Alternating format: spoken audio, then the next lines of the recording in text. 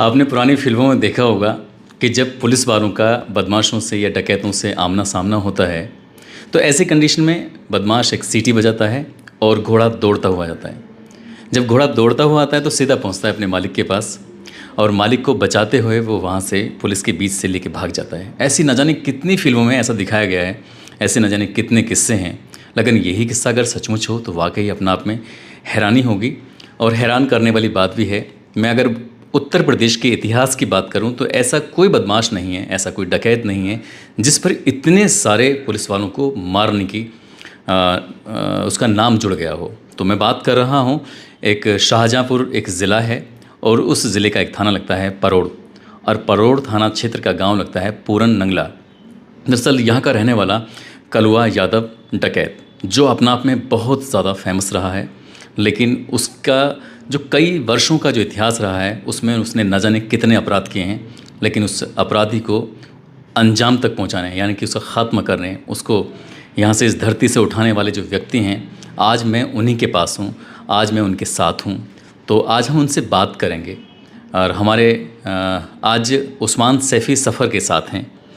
अमरोहा ज़िले का जो नगर क्षेत्र है वहाँ के सर्किल ऑफिसर विजय कुमार राणा जी हैं। तो विजय कुमार राणा जी से बात करेंगे उसी डकैत के बारे में जो कि एक सीटी बजाया करता था और घोड़ा दौड़ता हुआ आया करता था और बचाकर उन्हें ले जाया करता था। सर नमस्कार, आपका स्वागत है। Thank you. तो हम बात कर रहे हैं सर कलुआ डकैत के बारे में। तो क्या मतलब इसकी अगर हम शुरुआती बात करें तो शुरुआत मतलब कैसे हुई होगी इसकी? कलुआ कोई बहुत अमीर व्यक्ति नहीं था, लेकिन एक गांव पड़ता है जो कटरी क्षेत्र का ही है, शाहजहाँपुर के परोड़ थाने का पूरन नगला गांव है, जहां उसकी शुरुआती दौर में उसी के गांव के गिरहन व्यक्ति थे जिनसे उसकी आपसी लड़ाई थी, जिसको लेकर के वो कटरी में उस समय जो बागी क्षेत्र कहा जाता था उसमें उतरा और एक काफ़ी बड़ा गैंग चलता था बड़े लल्ला छोटे लल्ला के नाम से, उसका वो सदस्य बना। धीरे धीरे चूँकि बड़े लल्ला छोटे लल्ला गैंग जब समाप्त हुआ तो वो इतने उस पर पहुंचा ऊंचाई पर कि उसने उस गैंग की कमान एक नज्जू नामक और अन्य साथी था उनको उसके साथ संभाल ली और वो गैंग कल्लू नज्जू के नाम से प्रारंभ हो गया, एक नाम हो गया उसका। उसमें सबसे शुरुआती दौर में जब कल्लू, ये हम जो बात कर रहे हैं वो कौन से सन की बात होगी? ये लगभग 95-96 में ये व्यक्ति प्रसिद्धि पाना शुरू किया उस गलत क्षेत्र में, अपराध के क्षेत्र में। और उसके बाद इसके द्वारा संभवतः एक साल में सही डेट या सन तो अब मुझे याद नहीं है, इसने एक मरुधर एक्सप्रेस में डकैती डाली थी जिसमें लगभग जो मुझे याद है 25-26 बदमाश थे जिन्होंने वो दोनों तरफ से घोड़ों से ट्रेन को कवर किया था। उसमें पुलिसकर्मी भी मारे गए थे, 2 पुलिसकर्मियों की मृत्यु हुई थी और ये उनके हथियार भी लूट ले गए थे और काफ़ी बड़ी डकैती मरुधर एक्सप्रेस हुई थी। आज वर्तमान में वो कासगंज जिला है, पूर्व में वो एटा जिला था। उसके बाद ये धीरे धीरे बढ़ता गया और इसने दूसरे क्षेत्र में भी उस समय पर अपराध में अपना पदार्पण किया, जो क्षेत्र अपहरण का क्षेत्र कहलाता था। और उस क्षेत्र में पहले शुरुआती दौर में इसने खुद अपहरण करने शुरू किए, लेकिन धीरे धीरे इसका नाम और वो इतना बढ़ गया कि इसने छोटे गैंगों से अपहरण करा करके उन व्यक्तियों को अपने पास रखकर और बड़ी फिरौती लेना प्रारंभ कर दिया। 2004 में जब मैं बरेली में नियुक्त था उस समय कुछ ऐसी घटनाएं हुई। उससे पूर्व में एक हमारे बैचमेट थे राजेश कुमार सिंह और कंपिल में थाना अध्यक्ष थे, उनकी इनके साथ मुठभेड़ हुई जिसमें वो मारे गए। साथ में 3 और पुलिसकर्मी मारे गए, उनकी पिस्टल कार्बाइन भी ये लूट ले गए थे। उससे फायर पावर भी इसकी बढ़ती गई है, जब जब इसने पुलिस को नुकसान किया उसकी फायर पावर भी बढ़ती गई क्योंकि ये उनके वेपन भी लेके जाता रहा। हाँ, जिन पुलिस उसमें खास बात ये थी कि SLR भी इसके पास थी, इसके पास कार्बाइन भी थी, इसके पास 9mm पिस्टल भी सरकारी पहुंच गई थी। इसके अतिरिक्त इसके पास खुद की एक 30 स्प्रिंग राइफल थी जिसको ये स्वयं अपने पास रखता था और एक कार्बाइन को जब भी कभी जब शुरुआती दौर में हम लोगों की इसकी मुठभेड़ स्टार्ट हुई थी उस मुठभेड़ में एक विसिल बस्ती भी फायर पावर का इस्तेमाल ये करता था, तो वो सब लोग कहते थे सिटी बस्ती है, तो वो एक्चुअल में 30 स्प्रिंग राइफल के ऊपर इसने वो लगाई हुई थी एक एक्स्ट्रा नाल जिससे वो सिटी की आवाज़ आती थी। अच्छा। हम लोग धीरे धीरे इस गैंग के जब तलाश में निकले थे, चूँकि बरेली पोस्टिंग थी लेकिन ये कानपुर जोन और अब आज की वर्तमान आगरा जोन दोनों को मिलाकर के अपराध करता था, मतलब 7-8 जिले मतलब उसमें कम से करता था ये। इसमें बरेली बदायूं, फर्रुखाबाद, एटा, अब कासगंज भी कह सकते हैं आप, उधर हरदोई तक ये कई बार जाता था। उसका जो जहाँ ये रहता था वो टोपोग्राफी ऐसी होती थी कि बड़ी बड़ी कटरी होती थी, बहुत डेंस कटरी थी, उसमें आदमी कुछ भी दिखाई नहीं देता था, 1.5 फीट के बाद शायद कुछ नहीं देख सकता था। लेकिन चूंकि पकड़े इनके पास आती थी, रैंसम कल्लू के नाम से बढ़ जाती थी फिरौती, और लोग भयभीत थे। इसके ऊपर जिस दिन इसका अंत हुआ था उससे पूर्व 106 मुकदमे इसके ऊपर दर्ज थे। बहुत सारे ऐसे मुकदमे थे जो इसके खिलाफ दर्ज नहीं कराए लोगों ने डर के। उस वक्त पे मतलब कितने रुपए का ये इनामी रहा होगा सर? उस समय 2000 से ये 1 लाख का इनामी चल रहा था, और जब मृत्यु हुई है उस समय भी ये 1 लाख रुपए का इनामी था। अच्छा। इसके पास हमेशा गैंग में मेंबर्स बहुत थे, 20 से 25 आदमी लगभग हर समय साथ रहते थे। जहाँ तक मुझे याद है सबसे पहली मुठभेड़ हमारी, वैसे जो मतलब जिसे ऑफिशियल मुठभेड़ कहें, जिसके मुकदमा भी लिखा गया, और वो रखोली एक गांव पड़ता था, थाना सुनगढ़ी एटा में था उस समय, कासगंज डिस्ट्रिक्ट नहीं बना था, उसमें हुई थी सबसे पहली मुठभेड़। हम लोग रात में, जो हमारा मुखबिर तंत्र जो हमने अपने तरीके से विकसित किया था, उस मुखबिर तंत्र में सबसे महत्वपूर्ण बात ये निकल के आई थी कि आप दिन में घुस करके उसको मार नहीं सकते, या उससे लड़ाई जीत नहीं सकते, या उसको अरेस्ट नहीं कर सकते। दिन में ऐसा क्यों सर? ये वहाँ के लोगों को बताई हुई बात थी जो कि कटरी के जानकार थे, तो उन्हीं से वो लेकर के। लेकिन रात में घुसना पुलिस के लिए और ख़तरनाक था, क्योंकि वो जगह ऐसी थी, हमें उसके रास्ते नहीं पता थे। लेकिन टीम वर्क है, और एक टीम पहले डेडिकेटेड टीम उच्च अधिकारियों के से बात करके बनाई गई कि जो ये मान ले कि हम जाएंगे तो हम निश्चित रूप में से हमें कैजुअलिटीज़ का सामना करना पड़ेगा। अच्छा। ये बात पहले ही तय हो गई थी कि कुछ ना कुछ कैजुअलिटी हो सकती है। हम लोग गए तो ये 2 मई 2005 की बात है, और जब रखोली में पहली मुठभेड़ हुई थी तो इनके पास करीब 20-25 आदमी रहे होंगे। एक पकड़ भी उसमें छूटी थी। कादर चौक थाना बदायूं में पड़ता है, उसका रहने वाला व्यक्ति था जो इसने पकड़ की हुई थी, और गंगा के दूसरी तरफ एटा जनपद लगता था, रखोली की कटरी थी। उसमें जब मुठभेड़ हुई थी तो लगभग 45 मिनट तक गोलियां चली थीं, और काफ़ी उस बार पहली बार ऐसा हुआ था कि ये पुलिस को नुकसान नहीं पहुंचा पाया था। उसमें हम लोगों ने, जो अभी आपने एक बात कही कि ये सीटी बजाता था और घोड़ी आती थी, तो उसमें वो साक्षात हम लोगों को देखने को मिला था। जब हमारी फायर पावर इसके ऊपर हावी हो रही थी, हम लोग इसके ऊपर हावी हो रहे थे, तो वो घोड़ी आई और इसको बचा करके ले गई थी।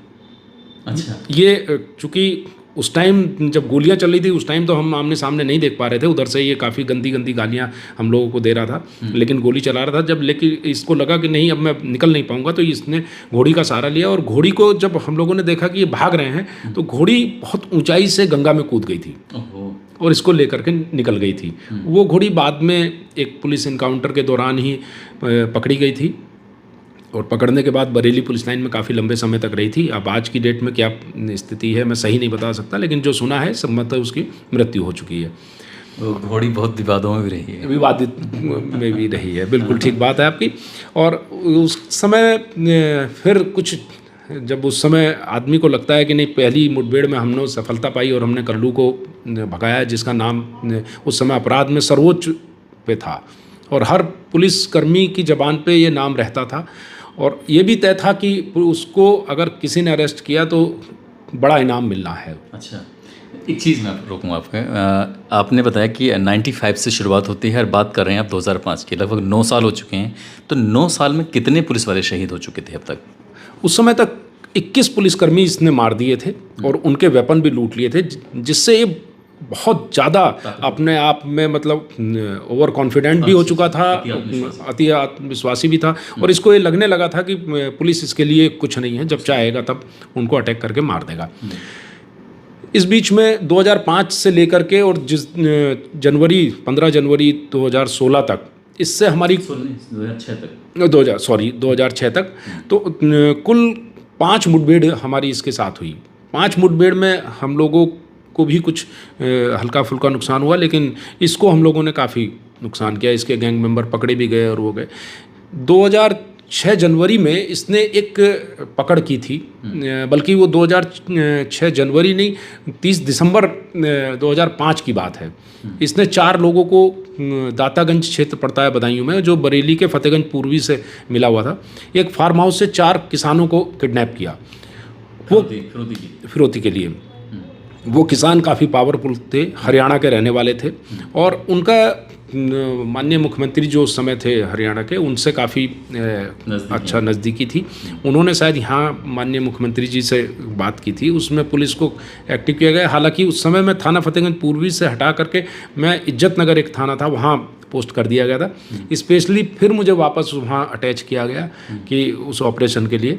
और ये इसको सौभाग्य कहिए कि जो भी इतने बड़े ऑपरेशन में लगाया गया, लेकिन मुझे इस बात का गर्व आज भी है कि उसके लिए लगाया गया और हम लोग फिर लीड करके चलते रहे। उस एक दिन पहले शाम को हमारी इससे मुठभेड़ हुई, उससे 3 दिन पहले एक मुठभेड़ हुई और हमने उसमें से एक व्यक्ति को बचा लिया, निकाल लिया था, जो किसान थे। उनका कहना ये था कि उन्हीं की निशानदेही पे ये बात आई कि इस तरीके से ये यहाँ पर रह रहे हैं। तो वहाँ एक टापू था काफ़ी बड़ा, लगभग उसका एरिया होगा 3 से 4 किलोमीटर, और उसके दोनों तरफ नदी की धार थी। अच्छा। ठंड के दिन थे और जिस दिन रात को ये ऑपरेशन होना था, हम लोगों ने एक दिन पहले कॉम्बिंग करने के बाद वो देख लिया था, और देखने के बाद उसके बाद हम लोग रात में लगभग 1 बजे के करीब उस, जैसा कि हमारी जो मुखबिर तंत्र कहता था कि आप रात में ही सफल हो सकते हैं, हम रात में अंदर गए उसमें कटरी में, लेकिन उसे दुर्भाग्य सौभाग्य दोनों ही कहा जा सकता है कि कुछ भी दिखाई नहीं दिया। इतना कोहरा हुआ कि 1 सेंटीमीटर भी देखना मुश्किल होगा। जान भी बची रही आपकी। हाँ, तो दोनों, लेकिन रात में हम कुछ नहीं कर पाए। पूरी रात हम लोग रास्ता जो हम लोगों ने थोड़ा सा आइडेंटिफाई किया था, मार्क किया हुआ था, वो भूल गए। मॉर्निंग में सुबह 5 सवा 5 बजे दोबारा ही इस बात को ये सोचते हुए कि आज हम लोग इसको कहीं ना कहीं ट्रेस कर लेंगे। जब आगे चले तो ये बड़ी मज़ेदार वो है कि जहाँ वो ट्रेस हुए, एक लाइन में हमें 7-8 जगह लैट्रिन की भी मिली, और वो ऐसा लग रहा था सर्दियों में जैसे उसमें वो भाप सी हो रही हो। हाँ। तो ये हुआ कि यहाँ कोई एक मतलब कहीं कोई ऐसा गिरोह है या कोई ऐसे मतलब समूह है जो 7-8 लोग साथ हैं। हाँ। तो हम उसके आसपास फिर बहुत ही धीरे धीरे आगे बढ़े, और आगे बढ़ने के बाद उनको, लेकिन उसके बावजूद चूंकि वो ज़मीन पे बैठे थे, हम जो 13-14 व्यक्ति थे, उनकी थाप उन्हें संभवतः लगी, और उन्होंने ये जोर से कहा कि गाली देते हुए कि आ गए, गाली का इस्तेमाल उन्होंने किया। लेकिन उस दिन हम लोगों ने ये तय कर लिया था कि अगर किसी भी कीमत पे आज हम यहाँ से वापस लौटेंगे तो इसको पकड़ने के बाद ही लौटेंगे। वहाँ एक चूल्हा इन्होंने बनाया हुआ था जिस पर ये अपना खाना बनाते, तो हम चूल्हा ऊंचाई पे था और इनके रहने के स्थान नीचे। जब हम चूल्हे के पास पहुँचे तब तक उसने फायरिंग स्टार्ट कर दी। अच्छा। लेकिन शायद वो हमारे डायरेक्शन को नहीं देख पाया, और हम लोगों को ये अंदाज़ा था कि ये उस जगह पे फायरिंग स्टार्ट हुई। फायरिंग स्टार्ट होते ही विदिन 5 सेकेंड्स एक आवाज़ आई बहुत तेज, तो ये लगा कि किसी को गोली लगी। और वो चूँकि ये पहली बार बस्ट, हम पहले 5-6 मुठभेड़ कर चुके थे, तो ये पहले कार्बाइन का बस्ट मारता था या 30 स्प्रिंग, तो वो दोनों ही चीज़ बंद हो गई। तो उससे हमें ये लगा कि संभवतः कल्लू को गोली लगी। किसी ने उसकी शक्ल नहीं देखी थी, कोई उसको पहचानता नहीं था। अच्छा।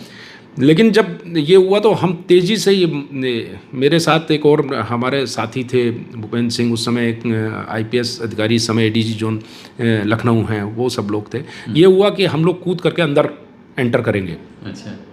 हम लोग कूद करके आगे को बढ़े, तो वहाँ जैसे ही 10 कदम आगे बढ़े तो एक बहुत बड़े एरिया में ब्लड था, और उसमें 9mm कार्बाइन के छोटे छोटे कार्टेज पड़े थे, खोखे भी थे रोग। तो एक लगभग आइडिया हुआ कि गोली संभवतः उसको लगी है, इसीलिए वो इतनी तेज़ी से भाग गए हैं, क्योंकि कल्लू भागता नहीं था जल्दी। अच्छा। तो जब वहाँ से हम लोग चले तो उसका हम पीछे चले जिस डायरेक्शन में हमने ये अंदाज़ा लगाया, लेकिन हमें काफ़ी दूर तक वो नहीं मिला। तो हम वापस वहाँ आए और वो जगह फिर से देखी, और चारों तरफ देखा तो वो ब्लड ट्रेल साइड में नीचे गई हुई थी। वो नीचे बहुत गहरा गड्ढा था, उसमें चले तो हमें मुश्किल से 5 कदम पे एक कुल्हाड़ी और एक कंबल मिला। तो हमने वही रास्ता पकड़ करके और ऊपर की तरफ भी फोर्स चलाई, और फायरिंग उधर से बीच में से फायर कहीं से की जा रही थी। ये तो नहीं पता वो कर रहे थे या उनके और साथी थे जो दूसरे लोग कर रहे थे। थोड़ा सा और आगे बढ़े तो एक हमें दुनाली बंदूक मिली, इंग्लिश, वो पड़ी हुई थी। तो उससे ये लगा कि गैंग इसी रास्ते पर भाग रहा है। थोड़ा और आगे गए तो हमें धार आ गई, धार में ब्लड मिला हमें। तो हमें मतलब पहली हमारी ये लगी कि ये लोग भाग गए हैं संभवतः। लेकिन फिर हम वापस आए और वापस आ करके दोबारा सर्च किया तो एक व्यक्ति एक उन्होंने झुंड सा बनाया हुआ था, उसके ऊपर बांध दिया। तो वहाँ उस टाइम तक उसमें जान थी उस व्यक्ति में, तो उसके पास से एक पिस्टल थी और वो हल्का सा कंबल सा उसको उड़ा रखा था। वो जब हमने उसको देखा तो उसके यहाँ पर बाएं आँख पर कुछ निशान था और एक हाथ में कुछ लिखा हुआ था और उस पर हनुमान जी की मूर्ति लगी हुई थी पिस्टल पे। तो उसको देख करके हमें अंदाज़ा हुआ तो हम लोगों ने कॉल किया कुछ लोगों को, ख़ास तौर से सबसे ज़रूरी आदमी वही था गिरंद, जो जिससे इसकी बेसिक वो थी पहचान रखते थे। हाँ, जो मतलब जिससे इसकी मूल लड़ाई थी। तो वो लोग भी आते हुए समय लगा और एक जो लोकल एक और व्यक्ति आ गया, उसने आके बताया कि नहीं यही कल्लू है। तो फिर जब उसने आने के बाद ये पुष्टि की कि यही कल्लू है और वो मारा गया। उसको एक गोली लगी थी, यहाँ पेल्विका हड्डी होती है, और उससे जाने के बाद वो 2 टुकड़ों में बट करके मतलब ऊपर चली गई थी, एक एब्डोमेन में। उस टाइम तक वो बोलने की स्थिति में नहीं था, लेकिन जब तक अस्पताल ले गए उसकी डेथ हो गई थी। तो इस तरीके से इसका तो उसमें जो बाकी जो साथी थे वो भाग चुके थे। वो बाकी साथी भाग गए थे, लेकिन उसमें भी किसी को गोली लगी थी, चूँकि नहर जो नदी थी उसमें भी ब्लड था। अच्छा। पर हम लोग उस तरफ नहीं गए, चूँकि हमें पहला ये था कि वहाँ की ही सर्च लेनी थी। तो जो इनका सामान था और वो था, वो सारी चीज़ें हम लोगों ने कब्जे में ली थी। और फिर 2 दिन तक बल्कि वहाँ काम्बिंग होती रही आगे भी। और उसके बाद जो और गैंग के मेंबर्स थे इनके, जिनको हम लोग आइडेंटिफाई कर चुके थे, उनके पीछे लगे रहे। फिर ये गैंग एक दूसरे व्यक्ति था नरेशा धीमर, उसने टेक ओवर कर लिया था। उससे 2008 में हमारी मुठभेड़ हुई, उसमें हमारा एक कांस्टेबल मारा गया। उस टाइम भी 2 पकड़ उनके पास थी, उनको हमने छुड़ाया था। ये चचुआपुर जगह पड़ती थी। और उसके बाद उसको भी हम लोगों ने कुछ टाइम बाद एक और मुठभेड़ में वो मारा गया था, क्या नाम था? नरेशा धीमर। उसके ऊपर भी 50,000 रुपये इनाम था। और वो भी कल्लू के साथ, वो कल्लू के ही गैंग का मेंबर था। कल्लू के साथ 15 मुठभेड़ों में वो भी वांछित था। 15 पुलिसकर्मी के मारने में वो व्यक्ति भी वांछित था। उनके बाद से कटरी ऑलमोस्ट खाली हो गई थी। इस बीच में कहीं और हमने राम खिलौना और वो जो कटरी के बदमाश थे, इनके इनकाउंटर हुए, इनके साथ मुठभेड़ हुई, ये मारे गए। तो कुल मिला के 15 जनवरी 2006 को कलवा डकैत का हमेशा के लिए चैप्टर बंद हो जाता है। और इसके बाद जाहिर सी बात है कि कलवा डकैत ने उस इलाके में जहाँ पर वो बदमाशी करता था, तो कितने लोगों को उसने परेशान किया होगा। जब ये बात सरकार तक पहुंचती है, जब ये बात उच्च अधिकारियों तक पहुंचती है, तो उसके बाद कुछ ना कुछ तो रहा होगा। सर, ये पुरस्कार तो ज़रूर मिला होगा कुछ ना कुछ आपको, इसके बारे में क्या बताएंगे? बिल्कुल, उसके बाद हम लोगों को आउट ऑफ टर्न तुरंत ही एक पद बढ़ा करके हमें नियुक्त कर दिया गया। मैं उस समय सब इंस्पेक्टर था, इंस्पेक्टर की नियुक्ति कर दी गई मेरी। और उसके बाद जो नियमानुसार कार्रवाई होती है, उसमें माननीय राष्ट्रपति द्वारा भी हम लोगों को वीरता हेतु पुलिस पदक दिया गया। और एक बार उसके उपरांत पुनः दोबारा भी एक और ऐसा ही, जिसमें मैंने बताया नरेशा धीमर वाला उसमें था, जिसमें हमारे कांस्टेबल को भी शहीद होना पड़ा था। और उसमें भी माननीय राष्ट्रपति महोदय द्वारा पुनः वीरता का पुरस्कार दिया गया, पुलिस पदक दिया गया। 2 बार आपको सम्मानित किया गया, क्या बात है। तो बाकी तो टीम वर्क है, लेकिन टीम वर्क में जो लीड करता है उससे ज़्यादा वो हो जाता है, इसमें कोई शक नहीं।